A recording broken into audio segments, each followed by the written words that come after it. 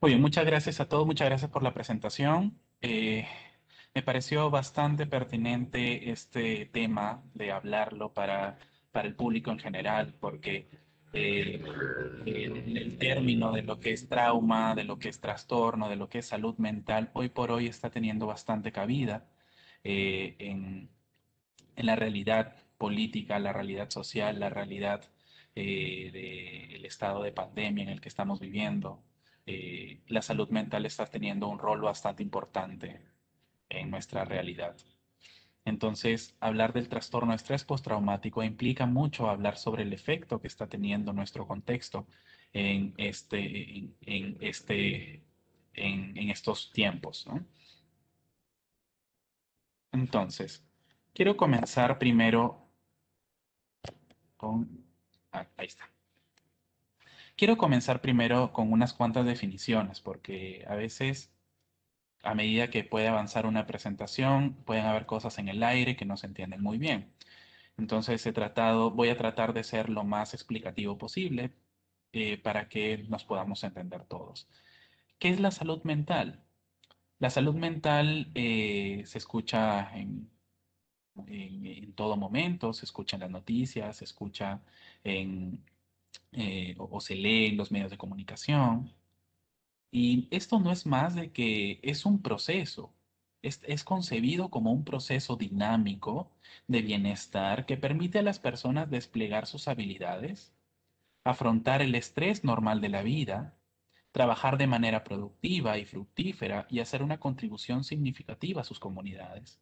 El término de la salud mental tiene que ver entonces con el bienestar, un bienestar que parte desde lo individual hacia lo colectivo porque esto nos garantiza la armonía, nos garantiza el trabajo en equipo, nos garantiza el saber de que los seres humanos somos seres sociales y de que de esta manera trabajamos en comunidad, aportamos y de una manera significativa a este proceso dinámico de yo, de mí mismo, con las colectividades. Los avances en el conocimiento actual muestran su vinculación inextricable con la salud física y el bienestar social. Es imposible ya en estos tiempos hablar de que la salud en general, la salud integral está desligada de la salud mental. Hay una brecha muy, muy, muy delgada entre lo que es la salud física y la salud mental, y por lo tanto también de su influencia de esta con la sociedad, con lo social, porque el ser humano es un ser social, y todo lo que aprende y todo lo que capta del medio ambiente es producto de esa interrelación que tiene con la sociedad. La salud mental entonces contribuye al bienestar general y el progreso de las personas, familias y sus colectividades. Entonces ya tenemos un poquito más claro cuál sería el concepto de la salud mental. Pero también hemos escuchado sobre lo que son los psicosociales, qué es un problema psicosocial, qué es esto otro. Y cuando hablamos de un problema psicosocial nos referimos a algo que tiene que ver principalmente con el contexto, con las condiciones en las que uno vive y se refiere a la dificultad generada por la alteración de la estructura y la dinámica de las relaciones entre las personas o entre éstas y su ambiente. Tiene que ver con aquellos problemas que son captados a nivel del contexto que interrelaciona a las personas con los demás, con su medio ambiente, con el contexto en el que están viviendo. ¿Sí? Y en este caso podemos ver acá una imagen que tenemos aquí abajito. Un problema psicosocial vendría a ser también podría ser los problemas económicos, ¿no? Y que esto por ende pues trae discusiones, trae problemas familiares, trae un desbalance en cuanto a la canasta del hogar y a su vez pues trae otras complicaciones que tiene que ver también con las posibilidades que se le puede ofrecer a la familia, como estudio, el trabajo, la posibilidad de adquirir cosas que son necesarias para la familia. Y acá también, como mencioné, vemos acá en la imagen de la derecha a una familia que está discutiendo, ¿no? Y también un problema psicosocial vendría a ser lo que es la disarmonía, la falta de comunicación en el hogar, los problemas familiares en general, y que esto a su vez también genera problemas con los otros miembros de la familia y esto pues va generando un contexto hostil, un ambiente en el que influye en la salud mental de quienes forman parte de esa familia, ¿no? Esto es más o menos como para dar algún ejemplo de lo que es un problema psicosocial, que tiene que ver principalmente con el contexto, con el ambiente. Entonces, conociendo lo que es la salud mental, conociendo lo que es un problema psicosocial, entonces, ¿qué es un trastorno mental? Y fíjense que esta palabra de trastorno, a veces al escucharlo, a muchos se les pone los pelos de punta. Es un trastorno, es algo que está desequilibrado, es algo que tiene que ver con enfermedad, tiene que ver con algo que eh, está fuera de lugar, ¿no? Y más si es que está unido a este otro término, mental, ¿no? Está mal de la cabeza, esta persona está fuera de su juicio. Hay muchas dudas cuando escuchamos esta palabra, trastorno y mental. Pero el trastorno mental tiene que ver con una condición. Se llama trastorno porque no es tanto como una enfermedad. O sea, ya en cuestiones académicas, sí es una condición de salud que es multifactorial, que genera problemas tanto a nivel del bienestar mental, pero también a nivel físico, cuando este se complica. Pero en sí quisiera que nosotros lo veamos, los que estamos aquí, veamos que un trastorno mental es una condición mórbida que sobreviene en una determinada persona, afectando en intensidades variables el funcionamiento de la mente y el comportamiento, el organismo, la manera de ser de la persona, la personalidad y la interacción social, es decir, la capacidad de relacionarme con mi entorno, de una forma o transitoria o permanente, ¿no? Y esto es muy importante, esto último. En forma transitoria o permanente nos va a definir, nos va a ayudar a considerar si es que estamos ante un trastorno mental grave o no. Porque hay muchos trastornos que son considerados graves por la cronicidad que estos tienen, o porque son permanentes, o porque generan mucha discapacidad. Pero todos los trastornos mentales se llaman como tal porque hay una alteración en el funcionamiento de la persona. El trastorno mental se considera como tal porque hay una alteración en el funcionamiento. Es decir, eh, hay varios tipos, por así decir, de trastornos mentales que tiene que ver dentro de las categorías de lo afectivo, lo psicótico, la ansiedad, los trastornos mentales orgánicos, etcétera. Pero todos estos tienen en común porque está afectado nuevamente el funcionamiento. ¿Y a qué me refiero con esto? Cuando este problema principal es tan predominante que altera la manera en la que la persona se desarrolla y es productiva con su realidad. Es decir, a partir de este problema mental, dejo de estudiar, tengo problemas para relacionarme con las personas, tengo dificultades para poder continuar mis estudios, mi trabajo, tengo malas relaciones interpersonales, tengo problemas con la familia y todas mis áreas vitales, mis áreas productivas e importantes de mi vida se ven alteradas producto de este foco primario en cuanto a alteración de la salud mental. Entonces, es a partir de ahí que se llama un trastorno mental. Entonces, ¿qué es el estrés? Muchas veces escuchamos esto a las personas que queremos y conocemos, ¿no? Estoy estresado, yo ya no puedo más, me estoy quemando, me estoy enfermando. Y es que el estrés está mucho más cerca de lo que pensamos. El estrés lo podemos encontrar en cualquier momento, lo podemos experimentar de una manera tan única cada uno de los aquí presentes. Y tiene que ver con que el estrés es una respuesta adaptativa a los estímulos desagradables del entorno. Cuando hay algo que me está afectando, que no me agrada, me genera y que no puedo tolerar, entonces esto me genera un malestar. Y esa respuesta de adaptación a estos estímulos desagradables genera ese estrés, un condicionamiento, una condición desagradable, una condición de malestar. El estrés es una experiencia de vida común, de la vida diaria. ¿no? Todos experimentamos estrés eh, de distintas intensidades, algunos más que otros, ¿no? Algunos se estresan, por así decirlo, mucho más fácilmente que los demás. Pero cuando uno está sometido a un estrés de forma crónica, de forma sostenida en el tiempo, esto puede llegar a ser perjudicial, tanto para la salud mental como para la salud física, y que está relacionada con la aparición de los problemas de salud mental. Si yo estoy expuesto constantemente a estrés, a sobrecarga de trabajo, entonces, claro, el trabajo no me da las condiciones para poder liberarme de ese estrés y estoy sometido a sobrecarga, estoy sometido a horas excesivas de trabajo, a un mal ambiente laboral, etcétera, etcétera, etcétera. Entonces, este estrés acumulado se vuelve crónico, se vuelve sostenido y por lo tanto puede ser la puerta de entrada para tener problemas de salud mental, como por ejemplo problemas de ansiedad, problemas de depresión, y otro tipo de alteraciones en la salud mental. Se experimenta el estrés como un sentimiento de tensión física y emocional.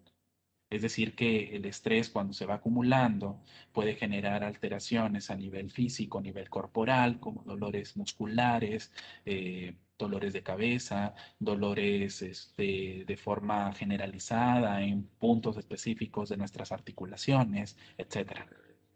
Y también un sentimiento emocional de frustración, de cansancio, de tristeza, de desesperanza. Desencadena una serie de pensamientos, emociones y nos lleva a actuar de formas variables. Cuando uno está sometido a mucho estrés, muchos pensamientos pueden aparecer por la mente de uno. Pensamientos catastróficos, pensamientos de ineficacia, pensamientos de que no estoy cumpliendo con mis expectativas de vida, de que no estoy haciendo las cosas bien. A su vez, esto nos lleva a emociones, emociones de ansiedad, de tristeza, de cólera, de frustración. Y la manera de actuar está en función a eso, a la manera en cómo nos estamos sintiendo. Cuando el estrés es prolongado, incrementa esto los marcadores inflamatorios, es decir, que hay muchos estudios hoy por hoy que nos explican de que el estrés se traduce en el organismo con liberación de ciertas sustancias a nivel neurológico, a nivel endocrino y otras partes de nuestro cuerpo. Y esto a su vez también hace que incrementen marcadores inflamatorios en nuestro cuerpo. Esto también altera nuestra capacidad inmunológica y que de alguna manera también es un factor de susceptibilidad a tener infecciones, a tener problemas relacionados con daño inflamatorio, daño sistémico y está relacionado pues a otras enfermedades crónicas también. Y el estrés tiene que ver mucho con el expresar el malestar en función de un pobre afrontamiento al contexto. Cuando yo no tengo habilidades, no tengo herramientas propias como persona para poder hacerme frente al estrés y para poder por lo menos sobrellevar estas condiciones adversas, tengo una pobre capacidad de afrontamiento a esa realidad y por lo tanto lo expreso en malestar y por ende en problema de salud mental. Entonces, ya vimos lo que es el estrés, ahora, ¿a qué nos referimos con trauma? ¿No? Y esto tal vez es una de las palabras que más utilizamos en nuestra vida para referirnos a algo malo. Seguramente te ha pasado un trauma, seguramente has tenido un trauma de chiquito y así eres de grande. O seguramente, ¿por qué hablas de esa manera? ¿Por qué vas a votar por tal candidato? Eres un traumado, ¿no? Pero hablar de trauma tiene que ver con algo mucho más allá de eso. Hablar de trauma tiene que ver con un contexto también, ¿no? Sobre una situación, un evento adverso que genera un impacto en la vida de la persona. Y este a su vez tiene repercusiones en la manera de sentir, pensar y actuar. Esto puede ser de intensidad y severidad variable y puede presentarse en cualquier momento de la vida. Claro que en los niños se presentan los eventos traumáticos de una manera mucho más es expresado de una manera mucho más intensa y trae repercusiones ya a lo largo de la vida. A diferencia de un adulto que quizá cuenta con herramientas y con aprendizaje a lo largo de la vida como para poder manejar una situación que para un niño puede llegar a ser traumática. Entonces, eventos traumáticos pueden ser varios, como por ejemplo eh, la violencia eh, en el hogar, la violencia física, la violencia sexual, el tener, por ejemplo, el ser víctima de un robo o de un asesinato y situaciones inesperadas que son tan intensas que pueden llegar a generar una alteración a nivel de nuestras emociones, nuestros pensamientos, incluso nuestra forma de actuar. Entonces, hablar de trauma es hablar de eventos adversos que van a generar un impacto en la vida de la persona, es decir, en la estabilidad emocional. Entonces, ya tenemos clarificados algunos conceptos esenciales. ¿Y a qué nos estamos refiriendo entonces al TEP, que es el trastorno de estrés postraumático? Cuando hablamos del trauma, cuando es predominante en la vida de una persona y genera alteraciones en la salud mental, puede tener diversas presentaciones en cuanto a lo clínico, en cuanto a lo que es ya un trastorno mental, diversas presentaciones. Y el estrés, el trastorno de estrés postraumático es una de esas tantas presentaciones de lo que es el trauma. Es por eso que les presento primero lo que es el concepto del evento adverso, de lo que es el trauma, para poder llegar a esto más específico que es el trastorno de estrés postraumático. Y tiene sus propias características. Es una condición de salud mental que aparece como consecuencia de un factor estresante extraordinario, es decir, un factor estresante inesperado, brusco, intenso, que es el factor causante primario y es el más importante. En la ausencia de este factor, o sea, de este factor estresante, quizá no se hubiera producido este trastorno. Entonces, no siempre la persona tiende a presentar el trastorno, es decir, cuando hay un evento de este tipo, no siempre se manifiesta clínicamente en la persona como con estas características habituales del trastorno postraumático que les voy a comentar. Y siempre en la persona hay que tener en cuenta que todos tenemos factores de vulnerabilidad y también factores protectores, es decir, elementos que me hacen más propenso de poder desarrollar un estrés postraumático y también factores que me protegen de esto. Factores personales, factores familiares, factores ambientales que me van a hacer, que me van a ayudar a no desarrollar este trastorno. ¿Cómo es que el trastorno de estrés postraumático se va a mostrar a la población? ¿Cómo es que lo vemos en la población? Y es de que hay una prevalencia, es decir, que hay que ya en una población tenemos un porcentaje del 1 al 3% de casos ya prevalentes, de casos ya existentes de estrés postraumático, del 1 al 3%. Los varones experimentan mayores acontecimientos traumáticos que las mujeres. Es decir, que en la vida, en el tiempo de vida de un hombre, tal vez por las características personales, estos se exponen a más eventos que pueden llegar a ser traumáticos y es por eso el que hay un número incrementado de exposiciones. Pero son las mujeres que vivencian un acontecimiento de mayor impacto. Es decir, ellas son las que finalmente, en mayor porcentaje, desarrollan las manifestaciones del trastorno de estrés postraumático, como por ejemplo la exposición a lo que es el abuso sexual, a la violencia de género, a al maltrato familiar, al maltrato infantil y de todos los tipos de abuso que conocemos.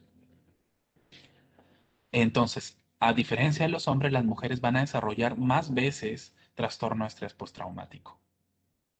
Y también, de forma general, los accidentes de tránsito son una causa frecuente del estrés postraumático, sobre todo en países occidentales.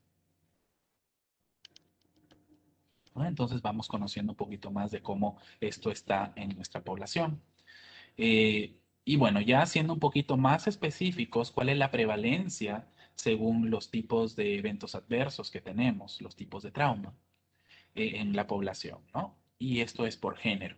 Y tenemos que, por ejemplo, el abuso sexual o la violación está en varones en un 65%, a diferencia de las mujeres en un 45,9%, ¿no? Esto es algo paradójico, pero en realidad es así como los indicadores lo muestran, pero el desarrollo de los síntomas del estrés postraumático es mucho más en las mujeres. El acoso sexual, ¿no? 12,2%, pero sí en las mujeres es un 26,5%. En cuanto a la agresión física es un 1,8% y en las mujeres 21,3%. En cuanto a lo que es esta exposición a combate en varones en un 38,8%. El enterarse de una desgracia, las mujeres en un 10,4% van a desarrollar un estrés postraumático producto de esto. A partir de amenazas con arma en las mujeres en un 32,6%, a diferencia de un 1,9% en varones. Accidentes de tráfico en un 8,8% en mujeres. Presenciar una agresión, más en mujeres también 7,5%. Abusos físicos en la infancia en un 48,5%. ¿No? Entonces vemos acá valores muy altos, ¿no? ¿Cuáles son sus causas? Eh, Bien, yo les he ido adelantando un poquito cuáles son los tipos de trauma que pueden ser como los factores estresantes para desarrollar TEPT. Pero bueno, vayamos viendo esto poco a poco, ¿no? Porque creo que es importante el que podamos conocer su etiología. ¿Cuáles son las causas de esto? Puede ser por catástrofes naturales, inundaciones, huracanes, terremotos, y aquí nos vamos dando cuenta de que estas catástrofes naturales cumplirían con esa característica esencial que es el de ser inesperado, de ser intenso, el experimentar estas catástrofes sería pues de una manera inesperada, donde se puede arrebatar todo lo que uno ha construido. Los accidentes, ¿no? De tráfico, de trabajo, accidentes domésticos, el ser víctimas de delitos, ¿no? Robos, secuestros, agresiones, violaciones.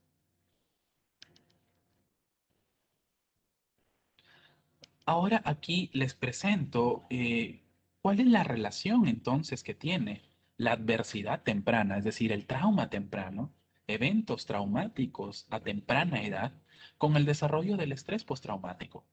Y aquí me voy a detener un poco porque esta lámina es muy importante porque ya desde hace un buen tiempo, desde finales de los 80 a la fecha, cada vez se está incrementando la producción científica de estudios que tienen que ver con el número de la exposición que la persona tiene a lo largo de la vida, predominantemente en la edad temprana, con eventos adversos, con traumas y que finalmente estos tienen una relación directa con problemas tanto de salud mental como de salud física a lo largo de la vida y sobre todo ya en la adultez más avanzada.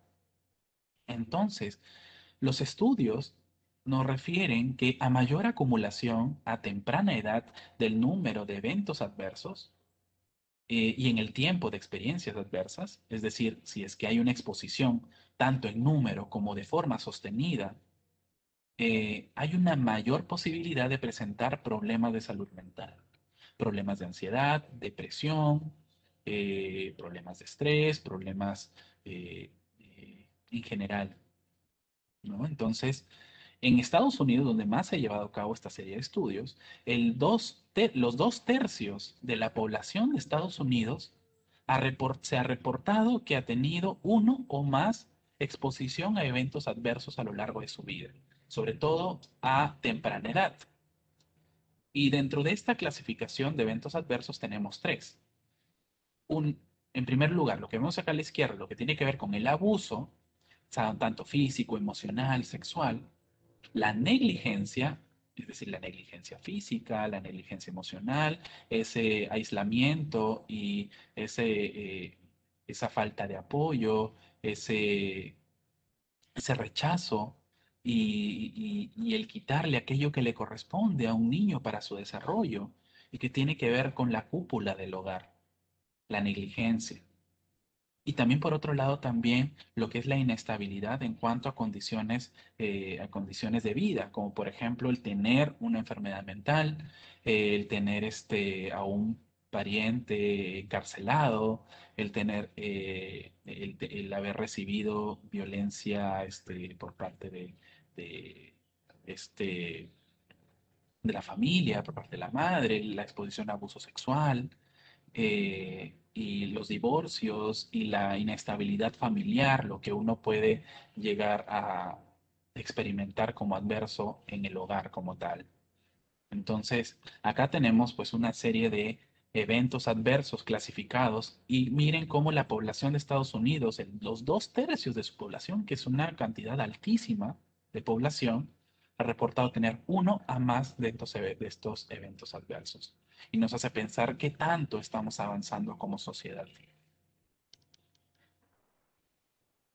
Continuando con las causas, con la etiología, entonces tenemos que también hay factores biológicos comprometidos. Hay una activación psicofisiológica, es decir, cuando estamos experimentando estrés, cuando estamos expuestos ante un evento adverso, intenso y brusco, hay una activación o liberación de sustancias a nivel cerebral y que tienen que ver con las otras partes de nuestro organismo, en donde pues están de una manera dinámica liberándose sustancias, sobre todo aquellas sustancias que tienen que ver con la reacción inmediata del escape, de la evitación del estímulo, con la ansiedad, con la tristeza, con la cólera, etc. Aparecen cambios neuroendocrinos, tanto desbalance de neurotransmisores y de hormonas. Hay cambios neuroanatómicos, es decir, hay cambios a nivel de la estructura cerebral, ¿no? Hay partes específicas a nivel cerebral donde se ha visto que hay alteraciones en cuanto a su forma. Y hay un descenso también de la respuesta inmunológica, porque está alterado a nivel endocrino, y a nivel endocrino es donde el cortisol tiene mucho que ver con la respuesta de inmunidad. Entonces, acá vemos, tal vez esto se ve así muy confuso, pero les voy a tratar de resumir esta imagen. Acá vemos la imagen de un niño y cómo está su cerebro liberando cortisol, liberando hormonas que tienen que ver con la exposición al estrés. Entonces, eh, porque se está produciendo un estrés, entonces esta experiencia pues es traducida a nivel cerebral y esto también se relaciona con las otras partes del organismo. La liberación de esas sustancias está relacionado con el sistema nervioso autonómico, con el incremento de la frecuencia cardíaca, con el incremento de la presión arterial, de la ventilación respiratoria y otras partes de nuestro organismo que finalmente pues genera también alteraciones, no solamente a nivel macro, sino también a nivel micro, porque también se ven comprometidas las células inmunológicas, hay una mayor liberación de sustancias inflamatorias y esto a su vez también altera el funcionamiento neuronal y cuando hay esta alteración en ese funcionamiento, hay una menor capacidad de producir proteínas encargadas de la plasticidad neuronal, encargadas del crecimiento y supervivencia neuronal. ¿Sí? Entonces, es tan importante comprender esto, que el estrés y su exposición prolongada y variable en su intensidad, pues genera cambios a nivel cerebral. Esto no es arte de magia, esto no es arte estas no son artes oscuras, esto es ciencia. Y el estrés, el ambiente y el ser humano cuando está expuesto a eventos adversos, sufre cambios a nivel sistémico. Hay factores psicológicos también. Cuando hablamos desde el punto de vista psicodinámico, el estrés postraumático está explicado como que un evento traumático reactiva conflictos antiguos y se produce como una regresión, es decir, a un nivel defensivo en el que no quiero que mi cuerpo y mi integridad reciba mucho más daño. Entonces, reactiva conflictos antiguos porque quizá la persona haya tenido experiencias adversas o exposición a otros traumas, que esto hace que se reactive defensas en el organismo, en la manera de ser de la persona, que hace que pues uno comience a presentar ansiedad, a presentar depresión, a presentar emociones como la cólera, y esto pues genera también un desbalance en la dinámica de nosotros, de la persona con el ambiente que lo rodea.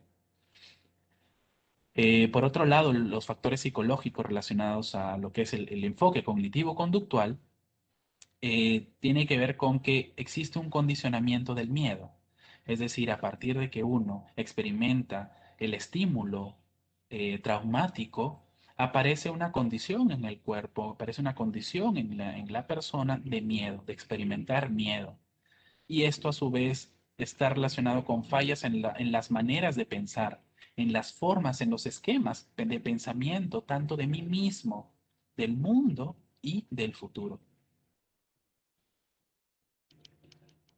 Entonces, esto traduciéndolo, vemos, ¿no? Les hablé que hay un estímulo principal. Y este estímulo principal, este estímulo inicial, tiene que ver con la exposición al evento traumático. Abuso sexual, puede ser el observar un asesinato, el pasar por un choque de tráfico, por un accidente de tránsito. Entonces, ese va a ser nuestro estímulo incondicionado o nuestro estímulo inicial. Luego, cuando sucede esto, van a aparecer estímulos condicionados, es decir, elementos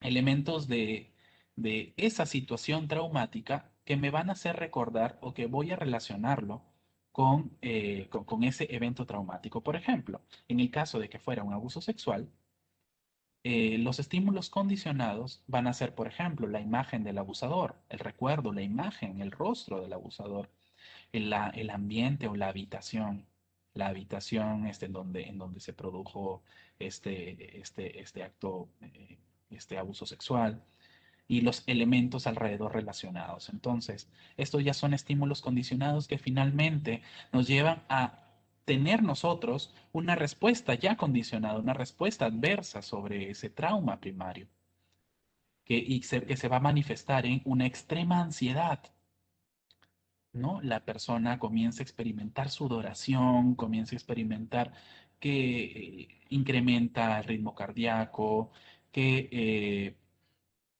que comienza a hiperventilar, comienza a dolerle la cabeza, a tener adormecimiento en algunas partes del cuerpo, ¿no? Estas son manifestaciones de la ansiedad. Hay evitación, es decir, me voy hacia un lugar, trato de evitar, me alejo de ese estímulo, de esos estímulos condicionados porque me están generando malestar. Y también la reexperimentación, es decir, cuando estoy expuesto a esos estímulos que me hacen recordar el evento traumático, entonces reexperimento como si estuviera en ese momento teniendo nuevamente ese evento sexual, esa experiencia traumática. Aparecen recuerdos, aparece el miedo, un miedo tan intenso como si estuviera ocurriendo. Entonces, todo esto, la reexperimentación, la evitación y la extrema ansiedad son características esenciales de esa respuesta ante el evento traumático. ¿Y cómo esto lo podemos adaptar a lo que estamos observando en nuestro contexto actual? Y es que tanto los pacientes contagiados e infectados por COVID-19 como sus familias están pasándola mal, están pasándola terrible. Y es que cuando hacemos toda esta secuencia, podemos considerar que la hospitalización y la UCI, el mero hecho de estar expuestos a este ambiente, ya termina siendo también para muchos un evento traumático. No digo que para todos, sino para aquellas personas que cuentan con factores de riesgo que pueden hacer de que experimenten esto como algo adverso de una manera mucho más fácil. Entonces, tanto el estar hospitalizado, tanto el estar expuesto a UCI y todos los procedimientos que implica, está relacionado a esto también los estímulos condicionados, ¿no? Como la imagen de los médicos con los implementos de bioseguridad, que son los EPP, ¿no? Que están cubiertos con mascarilla, con visores, con todos los implementos que seguramente han visto, todos hemos visto en algún momento. El sonido de las máquinas, del monitoreo, ¿no? Las imágenes de las camas alrededor mío, todo esto son estímulos condicionados asociados al evento principal traumático. Y cómo esto se manifiesta, eh, esto se manifiesta está como ansiedad, evitar conversaciones sobre hospitales, se va a manifestar como recuerdos durante el internamiento, las malas noticias que el médico seguramente le dio al paciente, ¿no? Y esto es experimentado tanto para el paciente como para las familias también, porque cuando se le dan las noticias de una manera inesperada, una persona se puede descompensar muy rápidamente en una hospitalización. Entonces, esta experiencia termina siendo inesperada y tomada a mal por las familias también. Entonces, la labor de las personas dentro del ambiente hospitalario, tanto aquellos con que tienen que ver con la salud mental, como de los mismos profesionales que atienden directamente a los pacientes, tenemos muy bien en cuenta esto que puede estar viviendo la persona infectada como también sus familias. Entonces, ¿cuáles son aquellos factores que me hacen más susceptible? ¿Cuáles son los factores de riesgo de los que les mencionaba hace un momento? Es que no todas las personas tenemos esa capacidad, esa susceptibilidad a poder experimentar, experimentar eh, el evento adverso de una manera tan disfuncional de la misma manera.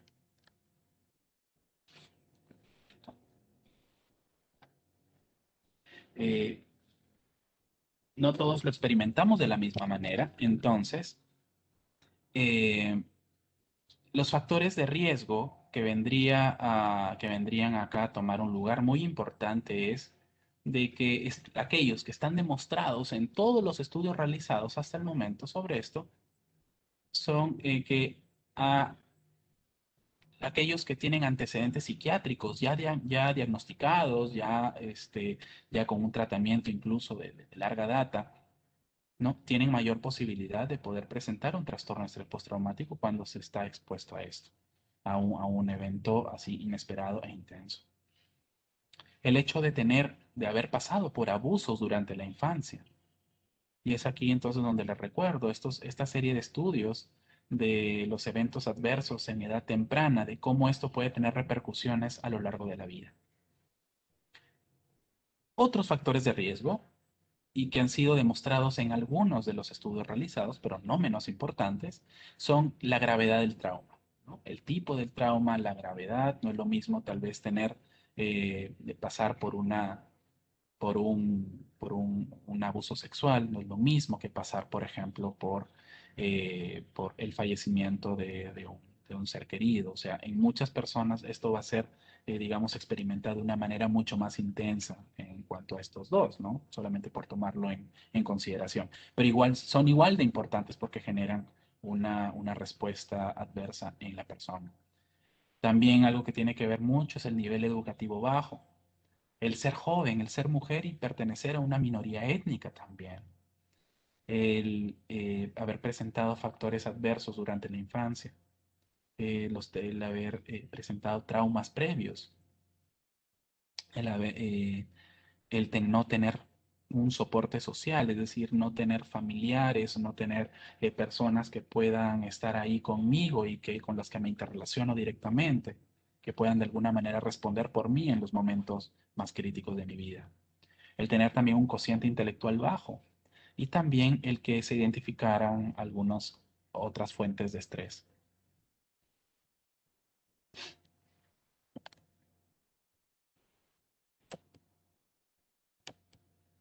Ok.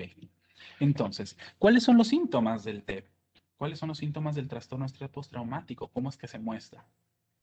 Como ya les había mencionado hace un momento, la reexperimentación. La persona al estar expuesta a los estímulos que le hagan recordar aquello que generó un trauma intenso en el momento en el que se vivió por primera vez, lo va a reexperimentar y por ende van a aparecer respuestas de evitación, respuestas de alejamiento, de ansiedad extrema, porque se está reexperimentando esas sensaciones desagradables.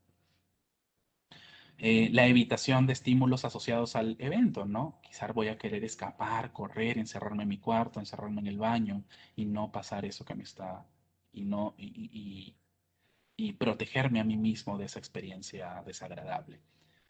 Hay un estado de hiperactivación emocional, es decir, aparecen emociones en un estado muy intenso, como por ejemplo la ansiedad, la cólera, la frustración, la tristeza, y esto pues está ahí muy intensamente, y que esto condiciona también nuestra manera de actuar y nuestra manera de pensar en ese momento.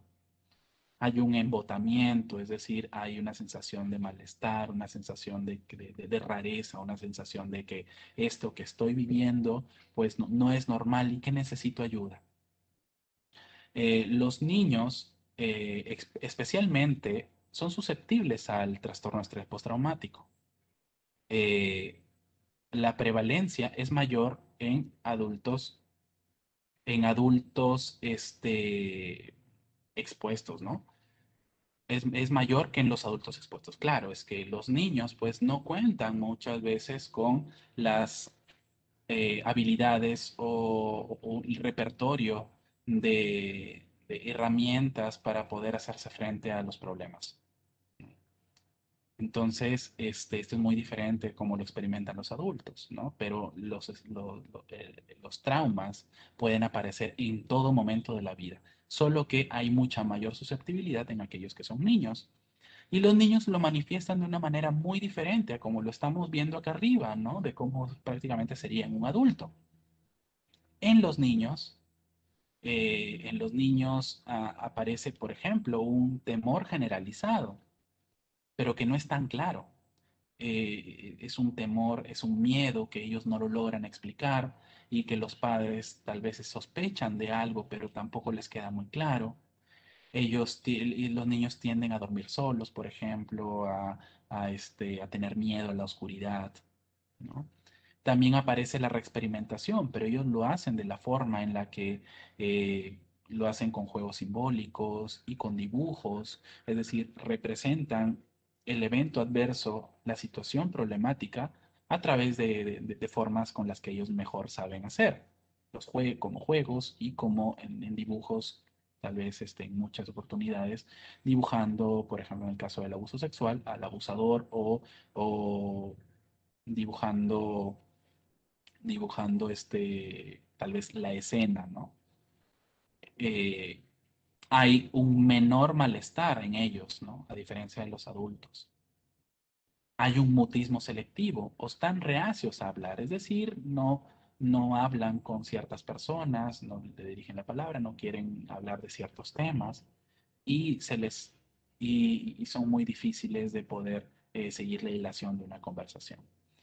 Hay fantasías de venganza o deseos de reparar el daño que se ha cometido. Eh, y en la adolescencia eh, se manifiesta como consumo de drogas, que en un inicio el consumir drogas a, puede llevar a que la persona, me parece que hay personas que no están escuchando. Ah, Va a depender mucho de los dispositivos, ¿no? La gran mayoría a Pero, veces tiene que ajustar su dispositivo de manera particular, ok, pero todo sí, ok, sí te se escucho. escucha. Sí se escucha perfecto. Ok, ok, perfecto, sí. Muy bien. Cualquier cosa me interrumpes y me comentas. Muy bien. Entonces, bueno, en la adolescencia se manifiesta con el consumo de drogas. Muchas veces los adolescentes, bueno, los adultos que han comenzado un consumo problemático de drogas desde la adolescencia, eh, muchas veces, muchas veces tienen bueno, explican que su consumo, en primer lugar, inició como una necesidad de escapar de la realidad, una necesidad de relajarse, una necesidad de experimentar cosas diferentes a el sufrimiento que tenían como parte de la experimentación del evento traumático. Entonces, esto y la exposición prolongada a las drogas, pues ya lo lleva a un consumo problemático y que trae consecuencias en la salud física y mental. De la misma forma, se manifiesta como violencia y comportamiento sexual inadecuado incluso en los adolescentes para con las otras personas. El estrés postraumático se puede clasificar según su progresión, si es que no son intervenidas a tiempo. En el trastorno de estrés, el trastorno de estrés agudo, que vemos aquí en la derecha, aquí donde está mi puntero, se puede manifestar a los 2 días y con las características que les he mencionado. O sea, el trastorno de estrés agudo, ¿no? De estrés agudo, pero el trastorno de estrés postraumático, en el que ya aparece esta característica de que hay un evento único e intenso y que genera una gravedad tal y que se está presentando de manera temprana en ese momento y que se extiende por 4 semanas a más, ya podemos considerar pues que estamos ante un estrés postraumático agudo. Cuando es hasta 3 meses, es considerado estrés postraumático crónico y cuando aparecen los síntomas ya de forma tardía, pues es el trastorno postraumático de inicio demorado, puede ser a los 6 meses. ¿Cuál es el curso y el pronóstico de los pacientes con estrés postraumático? El 80% de los pacientes presentan síntomas durante más de 3 meses. El 75% de los pacientes presentan síntomas durante más de 6 meses. El 50% de los pacientes presentan síntomas durante más de 2 años. Y esto está en función de la intervención, si ha sido temprana o también del tipo y tal vez el compromiso que ha tenido un paciente para cumplir con un tratamiento. Entonces, la manifestación de los síntomas se puede extender aún más. Esta tiene también una elevada cronicidad, ¿no? El estrés postraumático genera cambios a nivel neurobiológico y sumado al ambiente y a las experiencias que van a venir a lo largo de la vida, pues puede llegar a tener cronicidad, de mantenerse en el tiempo y también jalar otros trastornos mentales. Los factores que están asociados a esta cronicidad son el género femenino, el tener un mayor número de síntomas de estrés postraumático, por ejemplo, el tener la reexperimentación, el tener este, eh, pues, los deseos de evitación eh, y todo esto que ya se les había mencionado. Y otro factor que es importante es el tener ya antecedentes de otros trastornos psiquiátricos, como trastornos de ansiedad, del humor, de abuso de sustancias. El tener también antecedentes médicos y también haber sufrido trauma infantil. Estos factores pueden hacer que esto se cronifique. Pero también el trastorno estrés postraumático puede aparecer con otros trastornos. E incluso puede llegar a ser la puerta de entrada para trastornos crónicos y que requieren de un abordaje especializado. Y en ese sentido hablamos de la comorbilidad, la presencia, la coexistencia de dos diagnósticos, dos o más diagnósticos. En este caso, pueden haber personas que pueden tener trastorno de estrés postraumático, pero también trastornos del ánimo, como por ejemplo depresión, trastorno bipolar, eh, el trastorno depresivo recurrente, el trastorno depresivo crónico, ¿no? Y las otras variables que conocemos de los trastornos afectivos. En cuanto a los trastornos de ansiedad también. Puede tener una persona estrés postraumático y también tener trastornos de ansiedad generalizada, trastorno mixto ansioso depresivo, trastorno de pánico, fobias, etcétera. También tener trastorno por abuso de sustancias, ¿no? Y acá recordemos que esto puede ser un factor de riesgo y como ser un factor de riesgo el consumo de sustancias puede llegar a convertirse más adelante también en un trastorno predominante y que requiere de un tratamiento ya especializado. Consumo de alcohol, consumo de cocaína, consumo de marihuana, consumo de inhalantes como Terocal, etcétera. Y trastornos de somatización también, ¿no? El trastorno de estrés postraumático puede también estar acompañado de estos trastornos que tienen que ver mucho con la ansiedad, pero que su expresión básicamente tiene que ver con dolores o con su asentamiento en diversas partes de nuestro cuerpo y que es una traducción disfuncional de la ansiedad en nuestro cuerpo y nuestro organismo, ¿no? Entonces la persona en ese caso constantemente está quejándose de dolores, quejándose de males, quejándose de nuevas enfermedades y acuden a uno y a otro médico y no hay una explicación que haga pensar a la persona de que esto es algo mental y que esto es algo que tiene que ver mucho con la ansiedad y que necesita un tratamiento especializado en salud mental. Entonces, estas son las comorbilidades con las que más frecuentemente están acompañando el trastorno de estrés postraumático. Bien. Entonces, creo que esta lámina es una de mis favoritas porque, bueno, suelo utilizarla en otras presentaciones dirigidas a profesionales porque esto es algo que estamos viendo mucho y que no necesariamente tiene que ver con que el problema principal en un paciente tiene que ser las complicaciones propias del COVID, como la neumonía, como la insuficiencia respiratoria y demás, sino porque también hay personas que pueden llegar a una emergencia de cualquier hospital, pero por problemas de salud mental y que tienen una complicación penosísima, que es el intento suicida o lo que tiene que ver con la conducta suicida como tal. Entonces, la conducta suicida ya es un problema de salud pública y que en tiempos de COVID se ha incrementado sobre todo en personas vulnerables. Y aquellas personas, bueno, en primer lugar, este primer cuadrito de arriba nos dice que el COVID-19 de por sí ya forma parte de un evento adverso, ya forma parte de algo, de un contexto en el que ha modificado el estilo de vida de las personas. Genera inseguridad, ha generado aislamiento social y ha generado problemas económicos. Y estos factores ambientales en personas que son vulnerables, es decir, que son más propensas porque tienen factores de riesgo o porque tienen algunos otros elementos personales que hacen que con más probabilidad puedan desarrollar un problema de salud mental, sobre todo en aquellos que ya tienen un diagnóstico preexistente, sea depresión, ansiedad y lo que sea, aquellos que tienen una baja resiliencia, es decir, una baja capacidad para poder caer y poder levantarse, para poder caer y aprender de esos errores.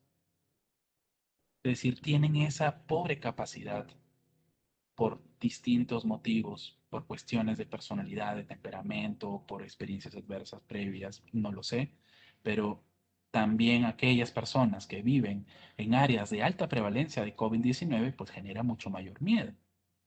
Y personas que han tenido un amigo o familiar fallecido por COVID-19, pues son de mucha mayor susceptibilidad.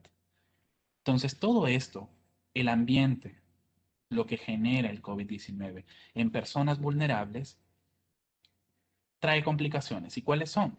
La exacerbación de ese trastorno preexistente, una persona que ya ha sufrido traumas a temprana edad y ha sufrido traumas tal vez recientemente, pero está desarrollando un trastorno de estrés postraumático, pues con todo esto que está generando el COVID, podría hacer de que los síntomas se incrementen o aparezcan de una manera mucho más disfuncional. De la misma manera aparecer depresión, ansiedad, consumo de alcohol y otras drogas y otros trastornos psiquiátricos.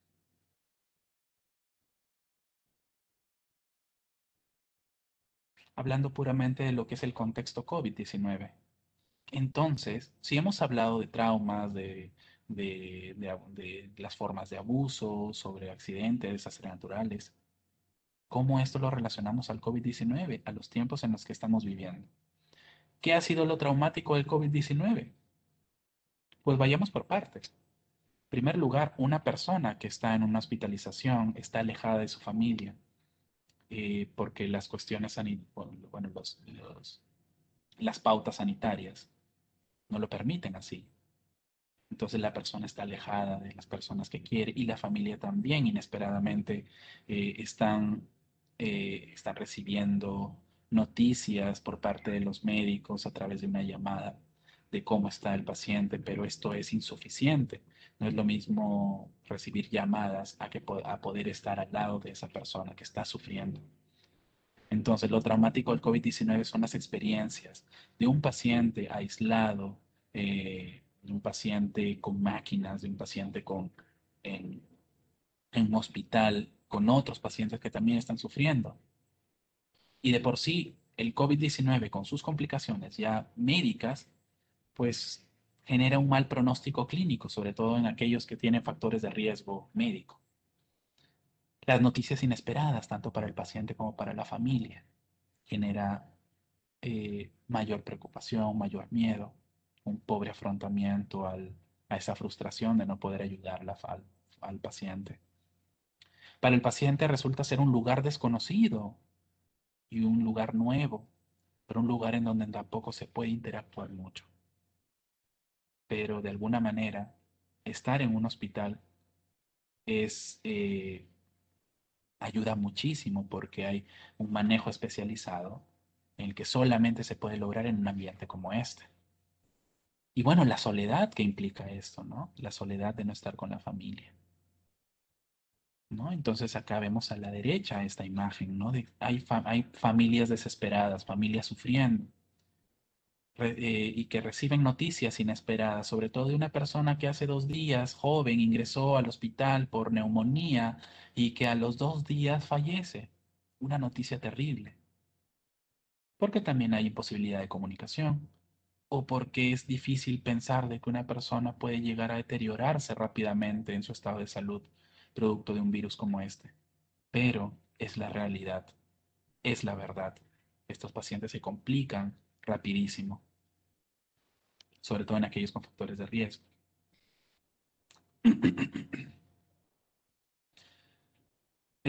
Siguiendo con el contexto COVID, ¿qué es lo que nos está dejando también? En muchas personas la pérdida del trabajo, incertidumbre económica, el temor por el contagio y las medidas sanitarias que también se realizan en los centros de trabajo. Por otro lado, los problemas económicos, los escasos recursos, la acumulación de deudas, porque no hay un sustento, no hay una fuente económica. En los niños hay problemas para el estudio porque no se adaptan al cambio, no se adaptan a las nuevas formas de estudio que ahora es online. Hay imposibilidad de socializar, imposibilidad de poder estar con los amigos, poder disfrutar las cosas que uno antes podía. Y hay problemas para adaptarse, ¿no? A este contexto.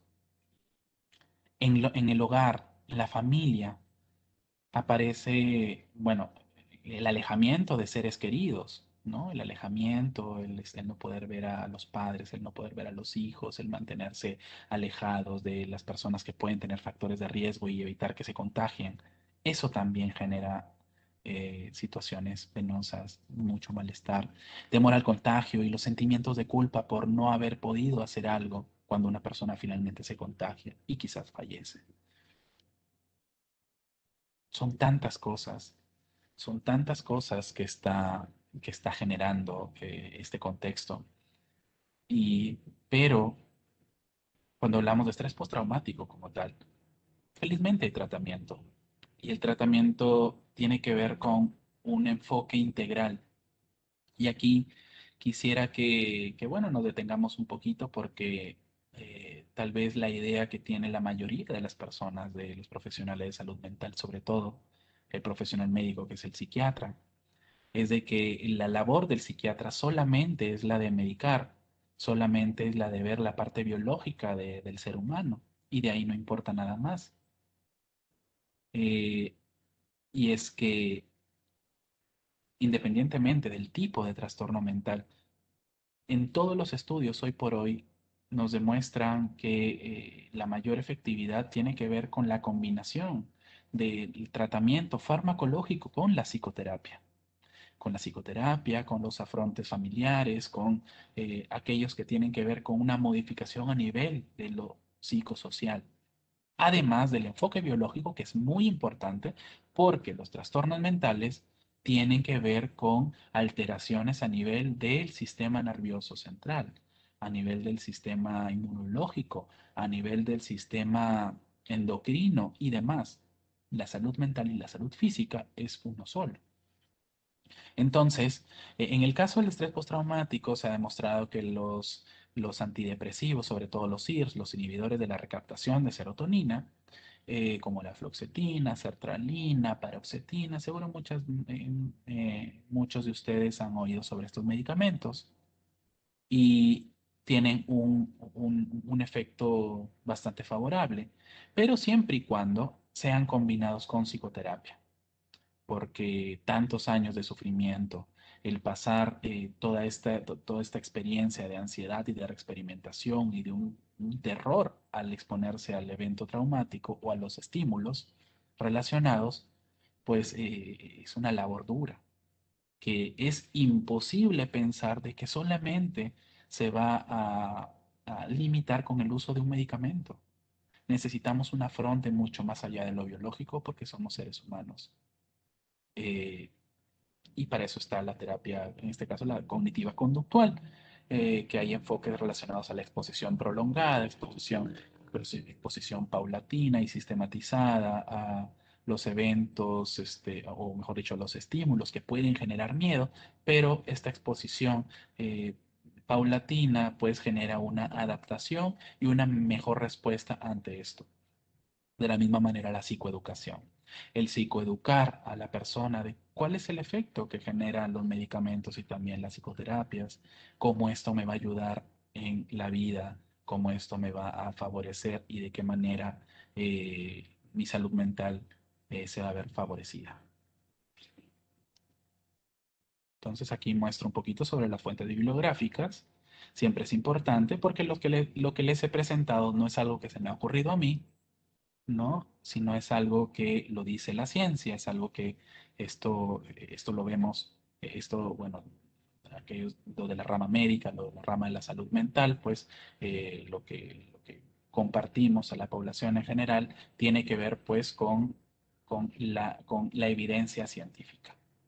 Por lo tanto, es necesario que conozcan que esto es algo que está en la literatura y que se las comparto en esta noche. Muchas gracias. Ahora sí, doctor, vamos a pasar a la ronda de preguntas y hemos visto que ya hay personas que nos están haciendo sus consultas. Ujú. Y una de las personas que nos está viendo nos comenta y nos dice, usted mencionó sobre la evitación. Entonces dice, la consulta es malo evitar ciertas situaciones que a uno le ha generado un trauma y sobre todo en el contexto actual que estamos viviendo, eh, ¿qué recomendación nos puede dar frente a esta consulta? Claro, bueno, la evitación es una manifestación, es una conducta reactiva ante,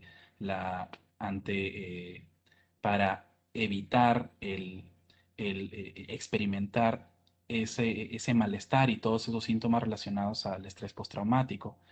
Y por lo tanto, la evitación es una respuesta que después de todo pues nos va a generar alivio porque no estamos exponiéndonos a eso que nos genera miedo. Pero a medida que esto se va reproduciendo y se mantiene, no se trata, entonces no resulta ser más que algo sintomatológico, algo que si es que no se resuelve de base, pues nos va a generar mucha más, eh, o mejor dicho, va a reforzar el estrés postraumático, y es por eso que tenemos distintos enfoques de tratamiento que nos ayuda a acercarnos un poco más a esos estímulos que uno lo relaciona con el miedo, pero que en general son inofensivos actualmente, y que es por eso que un proceso de psicoterapia nos puede ayudar. Y en el caso del COVID-19, pues la evitación se va a manifestar pues al, al tratar de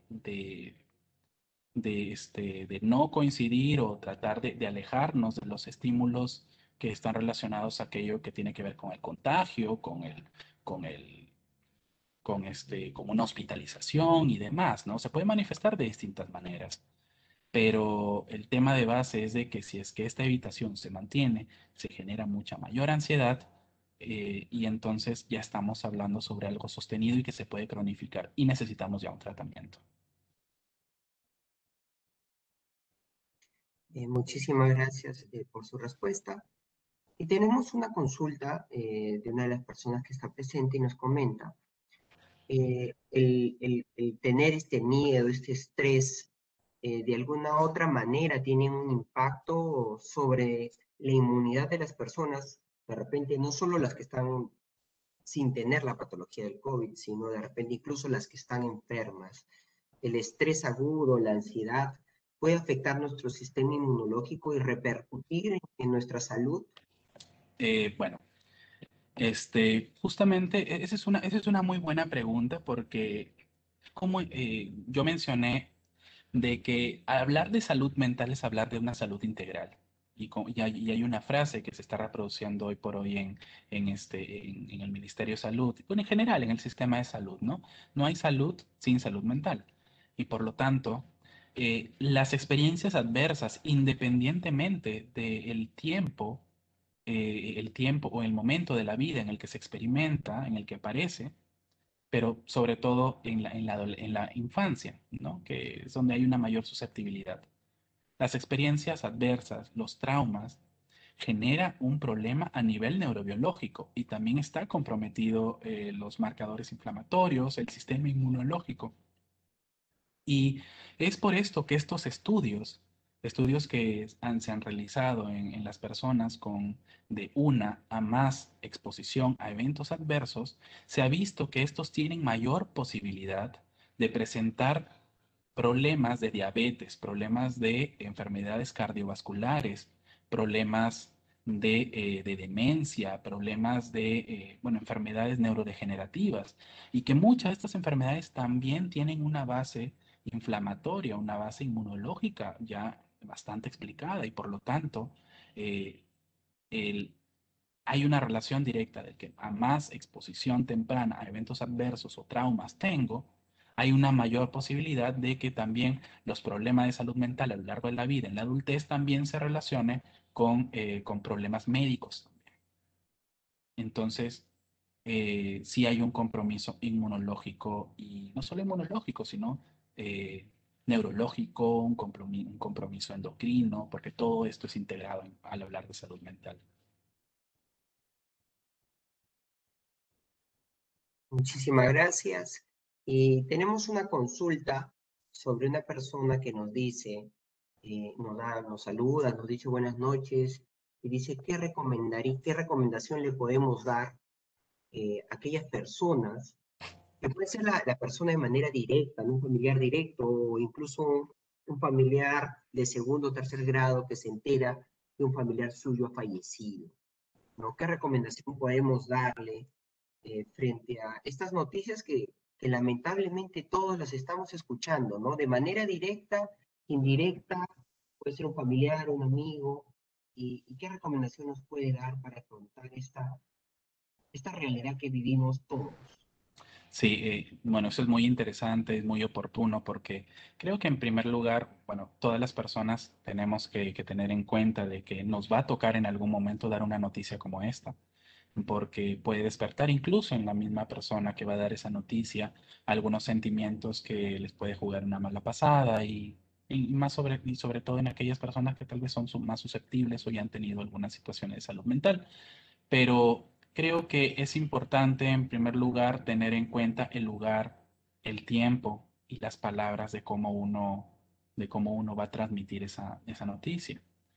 Y también a quién se la va a transmitir, porque no es lo mismo una persona que ya conocía de un pronóstico malo en un paciente y decirle de un momento a otro que falleció, a una persona que ni siquiera sabía que el paciente estaba hospitalizado, que tenía un mal pronóstico y demás, y darle una noticia que fallece, un ser querido. Entonces, las respuestas van a ser variables. Entonces, lo que yo recomendaría es, en primer lugar, buscar un ambiente adecuado, un tiempo adecuado en el que no haya interrupciones, en el que quizá la persona esté relajada, en el que quizá no haya alguna otra cosa más por hacer y poder transmitirle con una mirada empática, con una mirada de soporte eh, y quizá también compartido previamente con otros miembros de la familia que saben de esta noticia para poder darle finalmente esta noticia a alguien que no lo sabe, porque todos estamos en la condición de, bueno, todos tenemos el derecho de saber de si alguien está con un mal pronóstico o no, o si alguien ha fallecido o no. Y va a tener mucho que ver con qué es lo que va a pasar más adelante con esta persona que ha recibido una noticia inesperada y probablemente presente de algunas reacciones de ansiedad, de tristeza intensa, de cólera, o lo que sucede muy comúnmente, que es la negación, el negarse a la posibilidad de que una persona querida pueda fallecer. Y la negación nos trae eso, nos trae frustración. Entonces, estos son procesos normales al aceptar algo así, pero si es que esto se extiende más y esto altera la dinámica familiar, esto genera ya problemas incluso en el trabajo, en los estudios y demás, en la persona que ha recibido una noticia como esta, entonces pues buscar ayuda en los profesionales, tanto psicólogos como psiquiatras.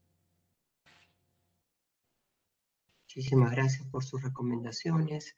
Hay una consulta que nos hacen, ¿no?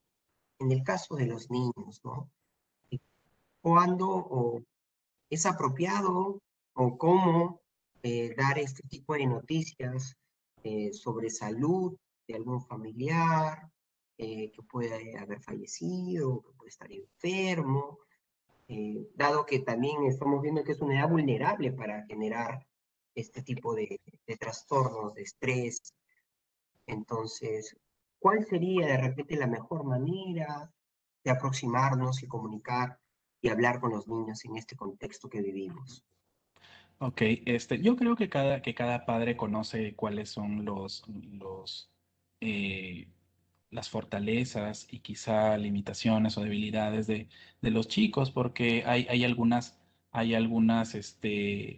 padres que saben quizás que un niño puede o no puede reaccionar ante una noticia como tal, pero también hay formas de brindar calidez, este, brindar también un tono de voz adecuado, buscar un tiempo y un espacio en el que no hayan interrupciones y se le pueda transmitir esta información, pero a la vez también considerar de que quizá en la transmisión de la información pueda ser mejor procesada eh, si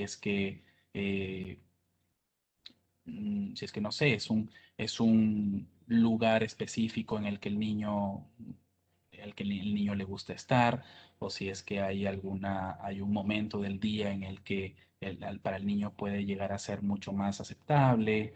Eh, yo creo que para niños, bueno, sobre todo mayores de 5 años, en donde ya hay un poquito más de madurez y ya comprenden el significado de la muerte, eh, es, es necesario ser directos y sin ir sin dimes ni diretes, porque pueden llegar a comprender y más bien he recibido también muchas preguntas sobre esto, de que tal vez sea necesario el no contarles o, o posponer la noticia de que un ser querido ha fallecido.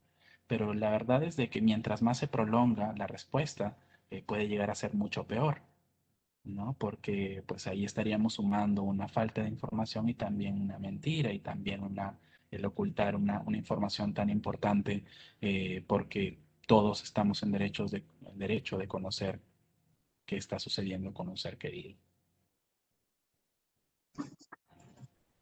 Gracias por sus recomendaciones. Y hay una pregunta en relación al trastorno del estrés postraumático, ¿no? Usted mencionó los pilares de tratamiento van con farmacoterapia, ¿no? Y también con psicoterapia. Y la pregunta que nos hacen es, a un paciente con diagnóstico, con una patología, que está recibiendo ambas terapias, el tratamiento del medicamento, ¿por cuánto tiempo en promedio se utiliza? Ujú. ¿Podría solo manejarse con psicoterapia en el tiempo? Más o menos, ¿cómo es la evolución natural en la gran mayoría de los pacientes con este diagnóstico? Bueno, en realidad lo que nos dicen los estudios es de que el trastorno estrés postraumático se considera como predominantemente aparece la ansiedad, y también sobre todo eso, ¿no? La ansiedad que es lo que más genera ese malestar emocional en el paciente. Los antidepresivos como los IRS, ¿no? Fluoxetina, sertralina, paroxetina, son medicamentos que no solamente son utilizados para la depresión, sino también para el estrés postraumático, sino también para los trastornos de ansiedad. Y justamente por este componente de ansiedad que aparece en el trastorno de estrés postraumático, eh, hay mucha mayor eh, efectividad de estos medicamentos, porque eh, también los componentes neurobiológicos tienen mucho que ver con esta desregulación de neurotransmisores. Y bueno, estos medicamentos nos ayudan bastante. Y así como en la depresión, así como en la ansiedad, los tiempos pueden llegar a ser variables. Pueden ser entre 8 meses a 12 meses, ¿no? Dependiendo de cuál sea la gravedad de este cuadro. Si es que, y también tiene mucho que ver, si es que aparece el trastorno este postraumático acompañado de alguna otra comorbilidad, porque eso también nos va a orientar si es que necesitamos más tiempo incluso, ¿no? Y qué tan crónico está siendo el trastorno. Y bueno, esto tiene que ir acompañado de la psicoterapia, ¿no? Definitivamente. En algunos casos, cuando ya se ha cumplido, al menos con el control de la ansiedad, la psicoterapia puede seguir dándose como mantenimiento. Puede la persona seguir teniendo sesiones psicoterapéuticas cuando ya se ha suspendido o cuando ya se ha dado de alta de la parte farmacológica, pero poder continuar con el trabajo de algunas situaciones difíciles, ¿no? Gracias por las recomendaciones y las respuestas. Y tenemos una consulta que va en relación a salud mental y nos dicen, cuando uno ve que tiene síntomas de depresión, ansiedad, la pregunta es, doctor, ¿a quién tengo que recurrir para ser atendido o hacer la consulta? ¿Debería acudir en primer lugar a un psiquiatra? ¿Debería acudir al psicólogo? ¿O hay Ujú. algún criterio a tener en cuenta? Claro, bueno, en realidad puede acudir a cualquiera, puede acudir al psicólogo o al psiquiatra, porque tanto psicólogos y psiquiatras estamos en la capacidad de poder identificar problemas de salud mental, solo que en algunas instituciones, por cuestiones administrativas, por eh, cuestiones burocráticas incluso, al hablar de salud mental en su diagnóstico, estamos hablando de un procedimiento y de un acto médico, y por lo tanto, quien hace el diagnóstico es el médico. Pero tanto profesionales psicólogos como psiquiatras estamos en las condiciones de poder identificar problemas de salud mental.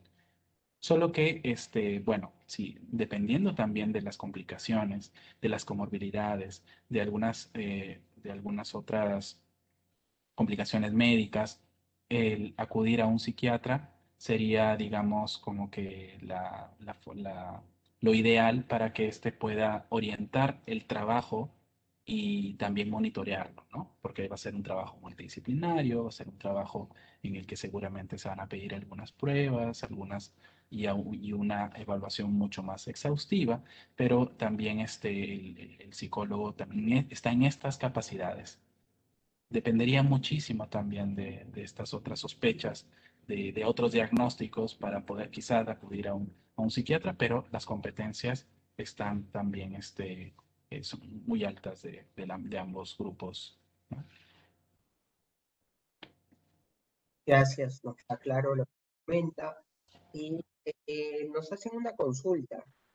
Y usted habló de que había una serie de factores que podían predisponer al estrés postraumático, ¿no? Como violencia, abuso, entre otros. Y había una persona que nos consulta, doctor, ¿por qué hay personas que han sido expuestas al mismo estresor, pero no todos desarrollan un cuadro de estrés postraumático? Ujú. ¿Qué es lo que de repente una persona sea más susceptible que otra a desarrollar este tipo de patología? Claro, bueno, acá tiene mucho que ver los factores intrínsecos, factores como la edad, factores personales como nuestra forma de ser, nuestra personalidad, nuestro temperamento, nuestro carácter. Tiene mucho que ver también factores genéticos. Tiene mucho que ver también la exposición previa a otros traumas. Tiene mucho que ver también las condiciones de salud mental y física que la persona tiene. Entonces son una serie de factores y también una serie de experiencias de vida en el que la persona con el tiempo ha ido adquiriendo ciertas herramientas, ciertas formas de cómo atravesar problemas y de cómo asimilarlos también. Entonces, estas personas quizás sean un poco menos susceptibles de poder desarrollar un trastorno de estrés postraumático con esa extrema ansiedad, con esta reexperimentación, con esta evitación del estímulo. A diferencia de otras que tienen estos factores de riesgo y a diferencia de aquellos que quizá no han tenido anteriormente traumas previos o que quizá no han tenido experiencias de problemas psicosociales. Entonces, y también la manera de ser de cada uno tiene mucho que ver, ¿no? Cada uno tiene un nivel diferente de cómo eh, experimentar el dolor, experimentar el sufrimiento. Cada uno tiene un sentido muy particular de lo que es la adversidad y las crisis en uno. Entonces, varía mucho los aspectos personales que nos lleva a, a una vivencia muy personal de un evento traumático. Y yo quería hacerle una consulta, ahora que estamos viviendo esta pandemia, eh, la cantidad de personas que están sufriendo de estos cuadros de salud mental, entre depresión, ansiedad y estrés postraumático, nos estamos enfrentando actualmente a una onda, a una, no, perdón, a una ola de este tipo de patologías. Está aumentando la patología de salud mental actualmente en este contexto que estamos viviendo. ¿Y cuál de ellas se está primando principalmente, no? Bueno, yo diría que aquí podemos clasificar, va a ser como una especie de clasificación hay pacientes que están expuestos a, por primera vez a la enfermedad, a toda esta experiencia adversa de lo que trae consigo el COVID. Hay otras personas que ya tienen antecedentes médicos, antecedentes psiquiátricos y que están experimentando esto por primera vez, ¿no? Entonces, en estos dos grupos de pacientes, lo que se ha visto es de que tanto para ambos grupos, lo que se está presentando bastante son problemas de ansiedad, de depresión, de respuestas desadaptativas al estrés, ¿no? El trastorno de estrés postraumático es quizá un poco más reservado, más reducido, porque recordemos que tiene que ver mucho la experimentación de un evento intenso, de un evento inesperado para desarrollar estos síntomas. Pero de por sí la pandemia y todo lo que trae consigo ya es un estresor que condiciona la vida de las personas. Por lo tanto, lo que sí se observa es depresión, ansiedad, una pobre respuesta al estrés y también insomnio, insomnio bastante. En estos dos grupos, tanto en pacientes que nunca han tenido un trastorno, pero en pacientes que por primera vez lo están, o pacientes que ya tienen otras enfermedades, ¿no? Claro, claro, en el contexto de tener una patología preexistente. Más bien, le agradezco su presencia, su charla. Sé que han quedado muchas preguntas por responder, hemos tratado de responder la gran mayoría. Y más bien, doctor, no sé si tenga alguna recomendación, consejo Uh para -huh, aquellas personas que nos han acompañado el día de hoy en su presentación. uh -huh. Bueno, lo que yo les diría es de que hay que prestarle mucha mayor atención en estos tiempos a la salud mental. Hay que constantemente buscar formas de cómo buscar ese bienestar en nosotros mismos. El tener un problema de salud mental, el tener problema de salud mental no es algo que limite a la persona a poder desarrollarse apropiadamente en la sociedad y poder lograr las cosas que quisiera. Eso no es un impedimento y por lo tanto tenemos que alejarnos de ese estigma de que el trastorno mental es igual a discapacidad o es igual de tener menos derechos. Esto vayamos quitándolo de nuestra mente. Y en estos tiempos de COVID-19 estamos viendo de que cualquier persona tenga o no tenga factores de riesgo, cualquier persona que ha experimentado la cuarentena con medidas más restrictivas, que ha experimentado el fallecimiento de alguien, ha experimentado la enfermedad del COVID eh, como tal, eh, sin excepción están experimentando de alguna manera algún problema de salud mental, en menor o en mayor medida.